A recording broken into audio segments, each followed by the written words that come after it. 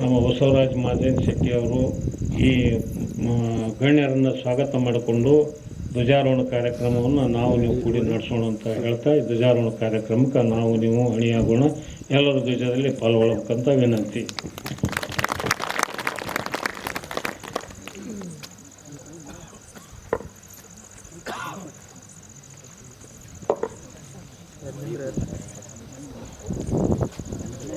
ಸ್ವಲ್ಪ ಎಲ್ಲರೂ ಎದ್ದು ನಿಂತು ಗೌರವ ಸಲ್ಲಿಸಬೇಕು.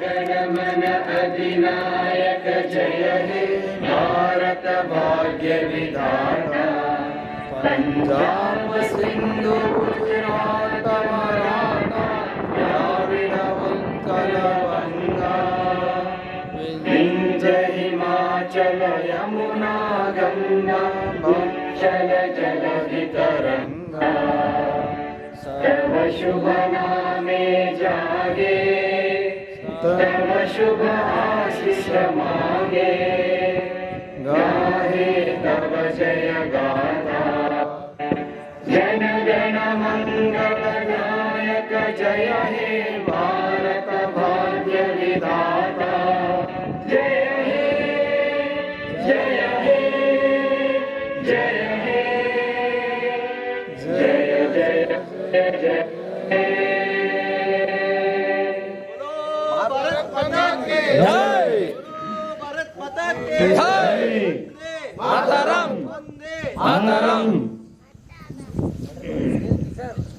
ಎಲ್ಲರೂ ಕೂತ್ಕೋಬೇಕು ಒಂದು 10 ನಿಮಿಷ.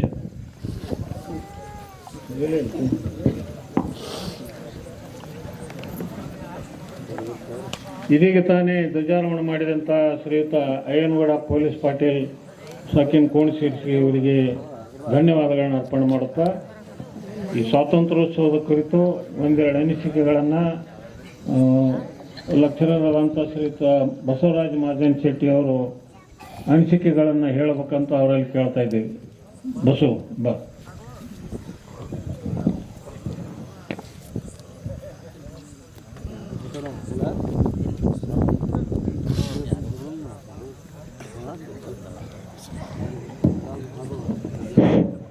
ಓಂ ಶ್ರೀ ಗುರುಭ್ಯೋ ನಮಃ. ಪ್ರಪ್ರಥಮದಲ್ಲಿ ಕ್ಷೇತ್ರದ ಅಧಿದೇವತೆ ಆದಂತಹ ಶ್ರೀ ಅಲ್ಲಮ ಪ್ರಭುದೇವರ ಕರ್ತುಗದ್ದಿಗೆಗೆ ಹಣಿಮಣಿದು ಜಗನ್ಮಾತೆ ಶ್ರೀ ಮಾತಾ ಅನ್ನಪೂರ್ಣೇಶ್ವರಿಯ ಕರ್ತುಗದ್ದಿಗೆಗೆ ಹಣಿಮಣಿದು ಎನ್ನ ಆರಾಧ್ಯ ದೇವರಾದಂತಹ ಪರಮ ಪೂಜ್ಯ ಶ್ರೀ ಶಿವಯೋಗೀಶ್ವರರ ಪಾದಾರವಿಂದಗಳಲ್ಲಿ ನನ್ನ ಅನಂತ ಕೋಟಿ ನಮನಗಳನ್ನು ಸಲ್ಲಿಸುತ್ತಾ ಈ ಒಂದು ದಿವ್ಯ ಕಾರ್ಯಕ್ರಮದಲ್ಲಿ ಉಪಸ್ಥಿತರಿರುವಂತಹ ಎಲ್ಲ ಪೂಜ್ಯರಿಗೂ ಹಾಗೂ ಇವತ್ತಿನ 80ನೇ ಸ್ವಾತಂತ್ರ್ಯ ದಿನಾಚರಣೆಯ ಧ್ವಜಾರೋಹಣ ಕಾರ್ಯಕ್ರಮಕ್ಕೆ ಆಗಮಿಸಿದಂತಹ ಎಲ್ಲ ಮುಖ್ಯ ಅತಿಥಿಗಳಿಗೂ ನನ್ನ ನಮಸ್ಕಾರಗಳನ್ನು ಸಲ್ಲಿಸುತ್ತಾ ಹಳೆ ಬೇರು ಹೊಸ ಚಿಗುರಲು ಗಿಡ ಸೊಬಗು, ಹಳೆ ಬೇರು ಹೊಸ ಚಿಗುರು ಇರಲು ಗಿಡ ಸೊಬಗು. ಈ ಒಂದು ಕಾರ್ಯಕ್ರಮದಲ್ಲಿ ಹಳಿ ಬೇರಂತಂದ್ರ ಹಳೆಯ ಎಲ್ಲ ವೃದ್ಧ ಅಥವಾ ವಯೋಮಾನ ಎಲ್ಲ ವ್ಯಕ್ತಿಗಳು, ಹೊಸ ಚಿಗುರು ಅಂತಂದ್ರ ಸಣ್ಣ ಸಣ್ಣ ಮಕ್ಕಳು. ಈ ಕಾರ್ಯಕ್ರಮ ಎದಕ್ಕೆ ಆಯೋಜಿಸ್ತಾರ ಮುತ್ತೋರು ಅಂದ್ರ ದೊಡ್ಡವರು ನಡೆದಿದ್ದು ಸಣ್ಣವರಿಗೆ ದಾರಿ, ಮಹಾಜನೋ ಗತಸಹ ಪಂಥ ಅಂತೇಳಿ ಮತ್ತೋರು ಮಾತನಾಡುವಂತ ಪ್ರತಿಯೊಂದು ಕಾರ್ಯಕ್ರಮದಲ್ಲಿ ಹೇಳುವಂತ ಸಹಜವಾದ ಮಾತು ಮಹಾಜನವೇನ ಗತಸಹ ಪಂಥ ಅಂತಂದ್ರೆ ದೊಡ್ಡವರು ನಡೆದಿದ್ದು ಸಣ್ಣವರಿಗೆ ದಾರಿ. ಇಲ್ಲಿ ನಾವು ಏನು ಬಂದೀವಿ ಇದು ಮುಂದೆ ಬರುವಂತ ಪೀಳಿಗೆಗೆ ದಾರಿ ಮಾಡಿ ಕೊಟ್ಟಂಗ ಈ ರೀತಿಯಾಗಿ ಮಾಡ್ಬೇಕು. ಆಮೇಲೆ ಗೌಡ್ರು ಯಾವ ಕಾರಣಕ್ಕಾಗಿ ನಾವು ಧ್ವಜಾರೋಹಣ ಮಾಡಬೇಕು, ಆ ಧ್ವಜಾರೋಹಣದ ಮಹತ್ವ ಏನೈತಿ, ಕೇಸರಿ ಬಿಳಿ ಹಸರಿ ಏನೈತಿ, ನಾವು ಮುಂದಿನ ಪೀಳಿಗೆಗೆ ಹೇಳ್ಕೊಡ್ಬೇಕು. ಇವಾಗ ನಾವು ಸ್ವಾತಂತ್ರ್ಯೋತ್ಸವ ಪಡೆಯೋ ಮುಂದಾಗಿಲ್ಲ, ಅದ್ರ ಕಷ್ಟ ನಮಗ್ ಗೊತ್ತಿಲ್ಲ. ಯಾಕೆ ಗೊತ್ತಿಲ್ಲಪ್ಪ ಅಂದ್ರೆ ನಾವೊಂದು ಪಂಜರ ಪಕ್ಷಿ ಇದ್ದಾಗ ಅದ್ರ ಮಹತ್ವ ಗೊತ್ತಾಗ್ತದ. ನಾವೆಲ್ಲರೂ ಸ್ವತಂತ್ರವಾಗಿ ಹುಟ್ಟಿವಿ, ಅದ್ರ ಮಹತ್ವ ಗೊತ್ತಾಗವಲ್ತು. ಸೊ ಇನ್ನೊಂದು ಇವಾಗ ಪ್ರಸ್ತುತ ಭಾರತ ದೇಶದಲ್ಲಿ ನಾವು ನೋಡಿದ್ರೆ ಬಹಳಷ್ಟು ವಿಷಮವಾದಂತ ಕಾಲಘಟ್ಟದಲ್ಲಿ ನಾವು ಅದೀವಿ. ಹೊರದೇಶದವ್ರು ಬಂದು ನಮ್ಮ ದೇಶದಲ್ಲಿ ಇಲ್ಲಿ ಇರುವಂತ ಪರಿಸ್ಥಿತಿ ನಾವು ನೋಡಿ ಪ್ರತಿ ದಿವಸ ಪೇಪರ್ ತೆಗೆದು ನೋಡಿದ್ರೆ ಬಾಂಗ್ಲಾದೇಶದವ್ರು ನಮ್ಮ ದೇಶದಾಗ 20 ಲಕ್ಷ, ಬರೀ ಕರ್ನಾಟಕದಾಗ 20 ಲಕ್ಷ ಮಂದಿ ಬಂದವ್ರ ಅಂತ ಕೇಳ್ತೀವಿ. ನಮ್ಮ ಹೊಲ್ದಾಗ ಯಾರೊಬ್ರು ಬಂದು ಗುಡಿಸ್ಲು ಹಾಕೋತೀನಿ ಅಂದ್ರೆ ಅವಕಾಶ ಕೊಡಲ್ಲ. ಅಂತವ್ರ ಬೇರೆ ದೇಶದವ್ರು ಬಂದು ನಮ್ಮ ದೇಶದಾಗ ಅದಾರ ಅಂದ್ರೆ ನಾವು ಕೇಳಂಗಿಲ್ಲ. ಹಿಂಗಾದ್ರೆ ಏನಾಗ್ತದ, ಮುಂದೆ ನಾವು ಭಾರತ ದೇಶ ಮತ್ತೆ ಇನ್ನೊಬ್ಬರ ಸ್ವಾಧೀನ ಆಗ್ತದ. ಅದಕ್ಕೆ ನಾವು ಬಹಳ ಜಾಗೃತ ಆಗಿರ್ಬೇಕು. ಹಳ್ಳಿಗಳಲ್ಲಿ ಯಾರೋ ಹೊಸ ವ್ಯಕ್ತಿಗಳು ಬಂದ್ರೆ ಎಲ್ಲಿಂದ ಬಂದ, ಯಾವ ಕಾರಣಕ್ಕೆ ಬಂದ, ಅವನ ಮೂಲ ಏನೈತಿ, ಅವ್ ಕಡಿಮೆ ಪಗಾರಕ್ಕೆ ದುಡಿಯಾಕ್ ಬರ್ತಾನಂದ್ರೆ ಯಾಕೆ ದುಡಿಯಾಕ್ ಬರಾಕತ್ತಾನ, ಇವೆಲ್ಲವೂ ನಾವು ಸುತ್ತಮುತ್ತ ಇರುವಂತ ವಾತಾವರಣ ನೋಡ್ಕೋತಿರ್ಬೇಕು. ಯಾಕಂದ್ರೆ ಯಾವ ಮನುಷ್ಯ ಹೆಂಗಿರ್ತಾನ ಅಂತ ನಮ್ಗೆ ಗೊತ್ತಾಗೋದಿಲ್ಲ. ಅದಕ್ಕೆ ಇವತ್ತಿನ ಕಾಲಘಟ್ಟದಲ್ಲಿ ನಾವು ಬಹಳ ಜಾಗೃತಿ ಇರಬೇಕು. ದೇಶದ ಬಗ್ಗೆ ಅಪಾರವಾದಂತ ಅಭಿಮಾನ ಇರಬೇಕು. ಅದನ್ನ ನಾವು ಮಕ್ಕಳಿಗೆ ಕಥೆ ರೂಪಗಳಲ್ಲಿ ಅವರಿಗೆ ಈ ಹಿಂದೆ ಏನ್ ಆಗೈತೆ ಅನ್ನುವಂತ ತಿಳಿಸ್ಕೊಡ್ಬೇಕು. ಇವಾಗ ಜಂಜಿ ಅಂತೇಳಿ ಬಹಳಷ್ಟು ನೀವು ಪೇಪರ್ದಾಗ ನೋಡ್ತೀರಿ, ವಾರ್ತೆದಾಗ ನೋಡ್ತೀರಿ. ಏನು ಜಂಜಿ ಅಂದ್ರ ಯಾವ 20-30 ವಯಸ್ಸಿನ ವಿದ್ಯಾರ್ಥಿಗಳು ಹುಡುಗರದಾರ ಅವ್ರಿಗೆಲ್ಲ ಒಂದು ಜಂಜಿ ಅಂತ ಕರಿತೀವಿ. ಯಾಕಂದ್ರೆ ಅವ್ರ ವಿಚಾರಗಳೇ ಬೇರೆ ಅದಾವ. ಮೋದಿ ಸರ್ಕಾರಕ್ಕೆ ಯಾರಿಗೂ ಅಳಿಗಾಡ್ಸಕ್ ಬರಲ್ಲ ಅಂದವ್ರು ಮೊನ್ನೆ ದಿವಸ ಮೋದಿ ಸರ್ಕಾರನ ಅಳಿಗಾಡಿಸ್ಬಿಟ್ರು. ಕಾರಣ ಏನು, ಬರೀ ಒಂದು ನೀಟ್ ಪರೀಕ್ಷೆ ಸರಿಯಾಗಿ ನಡೆಸಲಾರಕ್ಕ. ಸೊ ಇಂಥ ಶಕ್ತಿ ನಮ್ಮ ಯುವಜನತೆಯಲ್ಲಿ ಐತಿ. ಈ ಯುವಜನತೆಗೆ ಏನಂತ ಅವ್ರು ಆಗ ಹೇಳದಲ್ಲ, ಹಳೆ ಬೇರು ಹೊಸ ಚಿಗರು ಅಂತಂದ್ರೆ, ಹಳೆ ಬೇರು ಅಂತಂದ್ರೆ ಮುತ್ತೋರಂತವ್ರು ಹಿರಿಯರು, ಇವರಿಗೆ ಅನುಭವ ಇದ್ದವರಲ್ಲಿ ನಮ್ಮ ಭಾರತ ದೇಶ ಹೆಂಗ ನಿರ್ಮಾಣ ಆಯ್ತು, ಇದ್ರ ಹಿಂದಿರುವಂತ ಕಷ್ಟಗಳೇನದಾವು, ಅದೆಷ್ಟು ಕಷ್ಟಪಟ್ಟು ಸ್ವಾತಂತ್ರ್ಯವನ್ನು ತುಂಬಿಕೊಟ್ಟಾರ. ನಾವ್ ಇವಾಗ ಒಂದ್ ತಾಸು ನಮ್ಮ ಹೊಲ ಮನೆ ಬಿಟ್ಟು ಬರಂಗಿಲ್ಲ.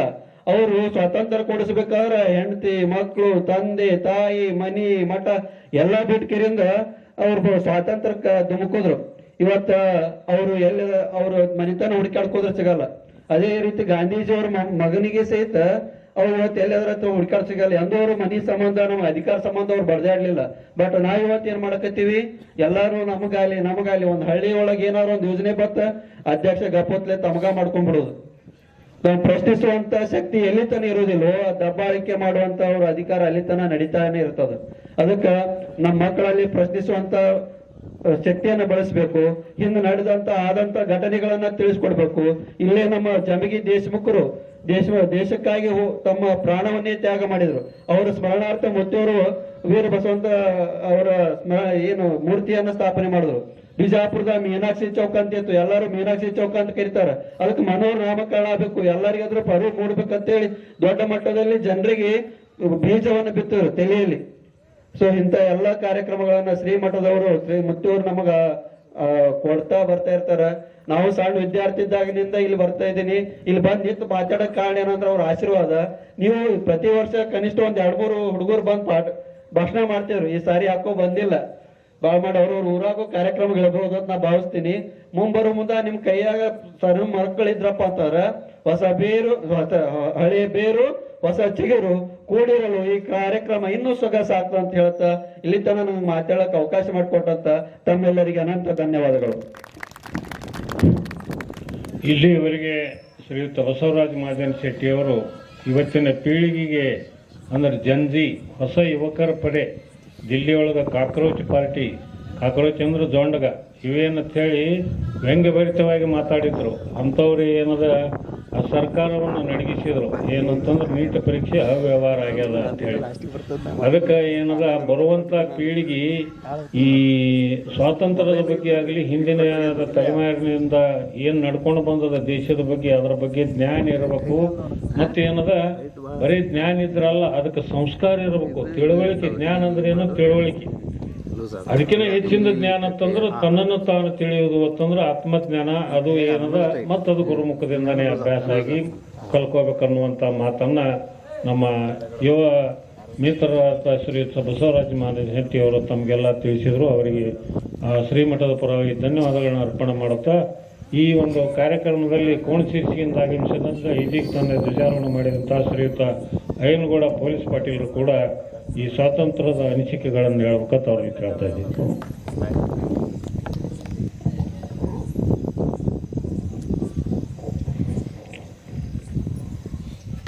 ಗ್ರಾಮದ ಅಧಿದೇವತೆಯಾಗಿರ್ತಕ್ಕಂಥ ಅನ್ನಪೂರ್ಣೇಶ್ವರಿಯನ್ನ ಎನ್ನ ಹೃದಯ ಮಂದಿರದಲ್ಲಿ ನೆನೆಸುತ್ತಾ ಪರಮ ಪೂಜ್ಯರಾಗಿರ್ತಕ್ಕಂಥ ಶ್ರೀ ಶಿವಯೋಗೇಶ್ವರ ಪರಮ ಪೂಜ್ಯರ ಪಾದಗಳಿಗೂ ಹೊಳೆ ಮಳೆದು ವೇದಿಕೆ ಮೇಲೆ ಆಶೀರ್ವಾಗಿರ್ತಕ್ಕಂಥ ಪರಮ ಪೂಜ್ಯ ಅಂದೇವಾಡಿಯ ಪರಮ ಪೂಜ್ಯರಿಗೂ ಕೂಡ ಹಣೆ ಮಳೆದು ಹಾಗೂ ನಮ್ಮ ಚಿಂತಾಮಣಿ ಮಹಾರಾಜರ ಪರಮ ಪೂಜ್ಯರ ಪಾದಗಳಿಗೂ ಕೂಡ ಹಣೆ ಮಳೆದು ವೇದಿಕೆ ಮೇಲೆ ಆಶೀರ್ವಾಗಿರ್ತ ಎಲ್ಲ ಪರಮ ಪೂಜ್ಯರ ಪಾದಗಳಿಗೆ ಹಣೆ ಮಾಡಿದು ಮತ್ತು ವೇದಿಕೆ ಮೇಲೆ ಆಶೀರ್ವಾಗಿರ್ತಕ್ಕಂಥ ನನ್ನ ಎಲ್ಲ ಹಿರಿಯರಿಗೂ ಕೂಡ ಭಕ್ತಿಯ ವಂದನೆಗಳನ್ನು ಸಲ್ಲಿಸುತ್ತೆ. ಯಾಕಂದ್ರೆ ನಾನು ಹೊಸಬ ಹೆಸರ ಬಹುಶಃ ನನಗೆ ಗೊತ್ತಿಲ್ಲ, ದಯವಿಟ್ಟು ಅನ್ಯತಾ ಭಾವಿಸಬಾರ್ದು.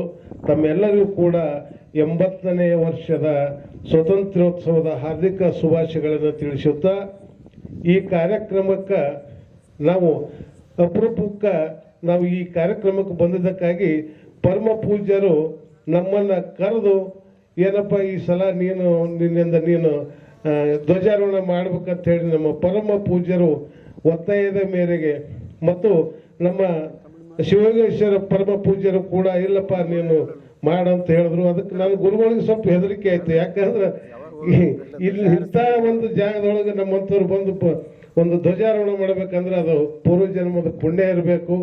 ಹಾಗೂ ಸುತ್ತಮುತ್ತಲಿಂದ ಗ್ರಾಮದಿಂದ ಆಗಮಿಸಿದಂಥ ತಮ್ಮೆಲ್ಲರಿಗೂ ಕೂಡ ಹಾಗೂ ನಮ್ಮ ಕೋಣಶಿರ್ಸಿ ಗ್ರಾಮದಿಂದ ಮತ್ತು ಹರ್ನಾಳ ಗ್ರಾಮದಿಂದ ಮತ್ತು ಇನ್ನೂ ಅನೇಕ ಗ್ರಾಮಗಳಿಂದ ಬಂದಿರತಕ್ಕಂಥ ಎಲ್ಲ ನನ್ನ ಸದ್ಭಕ್ತರಿಗೂ ಕೂಡ 80ನೇ ವರ್ಷದ ಸ್ವಾತಂತ್ರ್ಯೋತ್ಸವದ ಹಾರ್ದಿಕ ಶುಭಾಶಯಗಳನ್ನು ತಿಳಿಸುತ್ತಾ ಏನಿಲ್ಲ, ನಾವು ಹೇಳಬೇಕಾದದಿಷ್ಟೇ. ಈಗಾಗಲೇ ನಮ್ಮ ಹಿರಿಯರು ತಮ್ಮ ಸ್ವತಂತ್ರದ ಬಗ್ಗೆನ ಹೆಂಗ ಬೆಳೆಸಬೇಕು, ಸಣ್ಣ ಮಕ್ಕಳಿಗೆ ಹೆಂಗ ಆ ವಿಚಾರವನ್ನು ತಿಳಿಸ್ಬೇಕಂತ ಈಗಾಗಲೇ ಅವ್ರು ಹೇಳಿದ್ದಾರೆ. ಅದರಿಂದ ನಾವೇನು ಹೆಚ್ಚಿಗೆ ಹೇಳೋಂಥ ಅವಶ್ಯಕತೆ ಇಲ್ಲ. ಪರಮ ಪೂಜ್ಯರ ಬಗ್ಗೆದಾಗ ನಾವು ಚಿಂತಾಮಣಿ ಮಹಾರಾಜರು ನಮ್ಮಲ್ಲಿ ಒಂದು ಕಾರ್ಯಕ್ರಮ ಇತ್ತು, ಶ್ರೀಶೈಲಕ್ಕೆ ಹೋಗೋ ಹೊತ್ನ್ಯಾಗ. ಅಲ್ಲಿ ನಮ್ಮ ಮಠದೊಳಗೆ ಏನಪ್ಪ ಅಂದ್ರೆ ಸ್ವಲ್ಪ ಇವತ್ತಿನ ದಿವಸ ಎಲ್ಲರೂ ಬಜ್ಜಿ ರೊಟ್ಟಿ ಮಾಡಿಕೊಂಡು ನಾವು ಪ್ರಸಾದ ಮಾಡಿಕೊಂಡು ನಾಳಿನ ದಿವಸ ಶ್ರೀಶೈಲಕ್ಕೆ ಹೋಗೋದದ. ಅದಕ್ಕೆ ಇವತ್ತಿನ ದಿವಸ ಎಲ್ಲರಿಗೂ ಪ್ರಸಾದ ಮಾಡ್ಬೇಕಂತ ಹೇಳಿ ಅವರು ಆಜ್ಞೆ ಆಗಿತ್ತು. ಅವರು ಬರೋದ್ರೊಳಗೆ ಏನಾಗ್ಬಿಟ್ಟಿತ್ತು, ನಮ್ಮಲ್ಲಿ ಕಜ್ಜ ಒಂದು ಸ್ವಲ್ಪ ಕಜ್ಜ ಇದ್ದು ಬಜ್ಜಿ ಮಾಡಿ ಇಟ್ಟಿದ್ರು. ಅದನ್ನ ಪರಮ ಪೂಜ್ಯರಿಗೆ ನಾವೇನು ಮಾಡಪ್ಪ ಅಂದ್ರೆ ತೋರಿಸ್ದೆವು. ಬಜ್ಜಿ ಕಜ್ಜ ಸ್ವಲ್ಪ ಅದ, ಬಜ್ಜಿ ಮಾಡ್ಯಾರ, ಮತ್ತು ಸದ್ಭಕ್ತರು ಭಾಳ ಜನ ಬಂದಾರ, ಹೆಂಗೆ ಮಾಡಬೇಕು ಅಂತ ಹೇಳಿ ನಾವು ಪರಮ ಪೂಜ್ಯರಿಗೆ ಕೇಳಿದೆವು. ಪರಮ ಪೂಜ್ಯರು ಏನು ಹೇಳಿದ್ರು ಅಂತ ಕೇಳಿದ್ರೆ, ಅದು ಹೆಂಗೆ ಆಗ್ತದ ನೋಡೋಣ ಅಂತ ಹೇಳಿದ್ರು. ಅವು ನೋಡೋಣ, ಕಜ್ಜ ಹೆಂಗೆ ಆಗ್ತಾವ ಆಗಲಿ, ಮಲ್ಲಯ್ಯ ಹೆಂಗೆ ಆಗಿ ಮಾಡ್ತಾನೆ ನೋಡಲಿ ಅಂದರು.